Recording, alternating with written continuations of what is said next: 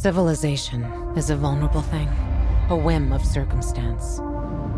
At any time, the smallest flap of a butterfly's wings may set catastrophe in motion. Ian Higton, you have finally played Dying Light 2, which in itself seems like a bit of a miracle because this game has been in the works for what, 6 years now? And It's been delayed multiple times. I think a lot of people thought this game just was never going to happen. I think I thought it was never going to happen as well, because I don't know if you remember this, Aoife, but in 2018, we saw a behind-closed-doors preview of it at Gamescom. Yeah, I mean, that was before our very own zombie apocalypse, our very own pandemic-y thing. 2018. Well, I guess the first question should be, though, right? Have you actually managed to complete the game? Because there's been reports that it takes, like, 500 hours to 100% everything, and I don't think you've had that amount of time with the game yet. No, I've had a decent amount of time. I've probably played about 20 plus hours, but I have not had time to 100% everything. I also haven't had time to complete the story mode, so do bear that in mind when we call this a review chat. This is based on about 25 hours of gameplay, but having not completed the main story mode. Yeah, 500 hours would be the equivalent of playing it for 20 days straight. What? Oh my god. Well, I think you can kind of mainline the story mode in about 20 hours if you ignore everything else, but I found it impossible to not get caught up in some of the side missions, because there's so much to do throughout the game. Like, there's missions in the day, there's night-specific missions, there's side missions, main missions. You can go scavenging for stuff, you can search for airdrops, you can craft, you can take down enemy bases Far Cry style, you can expand your territories. Yeah, there's so much going on. Basically, if you loved Far Cry 6 for its endless distractions, you're going to be right at home here, because there's so much to do. But if you're expecting a nice, relaxing 10-hour campaign that you can play after work for an hour or so, then you're going to be disappointed, because you're going to need to invest a lot of time in this game if you want to get the most out of it. Well, I hope it feels fresher than Far Cry 6 at the very least. But how does it tie in with Dying Light 1 story-wise? Like, where are we at in the world with Dying Light 2? Well, there is pretty much no character ties to Dying Light 1 at all. You've got a brand new protagonist called Aiden, and even though the virus is the same, there's a brand new place to explore. It's imaginatively called The City, and it's 4 times bigger than the map from Dying Light. The first half of the map, though, is the only part that's opened until you get to about midpoint in the game. Once you get to the midpoint in the game, something happens that opens up the second part of the city. Now, the two parts of the city are very different. The first part of the city, quite low buildings, kind of ramshackle look to it, some old kind of architecture. And then in the new part of the city, you get these giant skyscrapers and blocks of flats and things that add so much more verticality to it. The second half of the city is by far my favourite part, just because of how much is going on there in terms of scenery that you can climb and awesome sights to see and stuff. But you won't need to have played Dying Light 1 to enjoy Dying Light 2, basically. Okay. And so, like, I know it's been a while, but traditionally, the Dead Island and Dying Light games have always had a kind of janky, but kind of fun vibe to them as well. Does this sort of follow in the same suit? Does the 6 years in development mean that it's kind of more polished than before? I mean, they've really pushed prior to launch these fancy streams and stuff showing that the production values seem to have gone way up for this one. I loved Dead Island and Dying Light for their janky charm. It adds a lot of personality to it. And I feel like maybe some of that janky charm has been lost a bit. It is more polished than previous games, but I've ran into a lot of bugs while playing the game, which, you know, there is a day one patch coming, which hopefully will sort out a lot of them. But just off the top of my head, I've got capture of myself falling through the map when I clipped through a wall while I was parkouring. My screen, when I'm playing it, my screen has this weird flicker to it, and it only happens like for the briefest millisecond, but it happens quite regularly. And at first I thought my character, they were simulating my character blinking, but I think it's just a video fault. This is very strange, but it still looks good, right? I mean, you were playing on PS5. Do you think that's made a difference at all?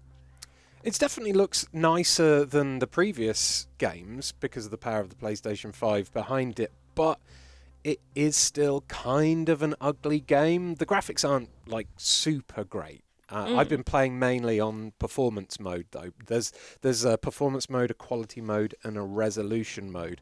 Performance mode means it's nice and silky smooth whenever you play it, but the graphics do tend to take a bit of a knock. Distant objects look blurry. It's kind of very brown and muddy. But if you put it onto something like quality or resolution mode, then you get quite a big drop in the frame rate, which makes, to my eyes, it was a bit more uncomfortable. So I just stuck with performance mode. That's a shame. I mean, I'm sure a lot of these issues will be addressed in the day one patch, but it's kind of surprising to hear that after the game has been in production for so long. Yeah, some of the visuals are just really grim. Like when it rains, right? The raindrops hit you in the face. They're like black blobs. When it first happened, I didn't know what was happening, so I just kind of like stared at the sky, like what? It felt like I was being jizzed in the face by like the squids from Mario Kart or something. You know that? you know that attack it does when you like I can't see. Yeah. It was kind of like that. I kind of got a little bit of Stockholm syndrome to it in the end, where I just started, I accepted it and it's okay now, but there were moments where I was like, what the fuck, is this another bug or is it meant to look like that? Wow. So that's not good when you're wondering that, really, is it? No. I mean, don't get me wrong, it's a lot of fun, but there are some very rough edges, is what I'm trying to say. Well, so how about new mechanics? Like, is there anything exciting going on, like, sort of gameplay-wise that's brand new in this one? What they've done is they've lifted a lot of ideas from other games for this. In a way, when I was playing it, it felt to me kind of like I was playing a Fallout Light. You have this choice and consequences mechanic, which allows you to play factions off against one another. There's also a really cool puzzle where you have to turn these substations on that basically copy and pastes The Last of Us 2's cool rope mechanic in it. I don't know if you remember that. Yeah, no, I remember, you had to stretch the rope and find the right way for it to get there, to plug it in. There's a lot of stuff lifted from Far Cry here. You find towers or windmills or water towers, and then when you unlock them, you get that signature camera spinning around the area thing to signify that you've opened up the area. I know. There's what else is there? There's like really basic kind of Witcher-style detective vision that you can do at times to search for clues. Survivor mode. And they've also got Rosario Dawson, who I love and is probably the first Hollywood celebrity to star in a Techland game, as far as I know. There you go. Yeah, absolute superstar. And in terms of the story, there's times where you can make choices that actually sort of diverge the main narrative, isn't it? Like, how does that play out? The branching sort of choices and stuff like that? All the factions you meet, there's not really a clear motive for you to side with any of them. They're all painted in kind of shitty shades of grey. Just go for whoever's hotter, go for whoever's hotter, basically. That's kind of what I did. By siding with the survivors, you get to unlock loads of parkour options. So, for instance, trampolines will appear that allow you to jump up and around the world. I preferred going for that as well. I'm just imagining a post-apocalyptic zombie world where there's just trampolines dotted all over the place and everyone's going, whee! The trampolines are fucking hilarious, actually. They are very funny. But yeah, the survivors, they'll give you bonuses towards your parkour stuff. Siding with the peacekeepers, they give you combat options like traps or ranged weapons. I started with the survivors because I like jumping on trampolines. Obviously, who wouldn't? But we're kind of touching on it. But like, how does the parkour actually feel fluid? Like, can you get into a flow with it? Because it is such a huge world. You kind of wonder how they've made that work, really. In my opinion, the parkour is good and bad in equal measure, which means to say, when you get a hang of it, and once you've upgraded a lot, it becomes really good fun. But when you start off, you have no skills at all. Parkour feels quite sluggish and clumsy, and in order to upgrade your parkour, you have to grind for a really, really long time. You have to go on side missions to find these crates which hold inhibitors, and you have to get 3 of those to unlock a point, which then allows you to unlock a few things on your skill tree, but you can't unlock the things on your skill tree until you've earned enough parkour XP by running around in the first place. That sounds like a lot of work. It took me about 10 to 15 hours just to unlock the ability to slide under things. Oh my god. As far as I can remember, was there from the start in Dying Light 1.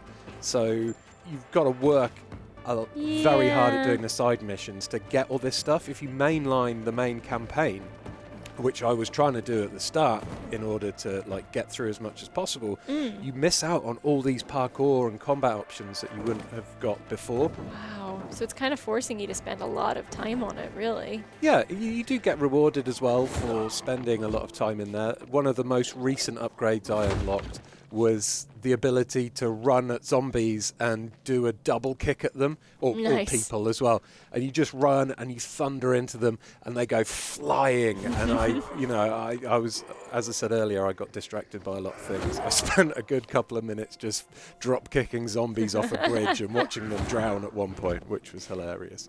What if you don't really want to focus on parkour? Are there any other methods of travel for getting around? Because the last Dying Light game had that DLC with buggies, wasn't it? Yes.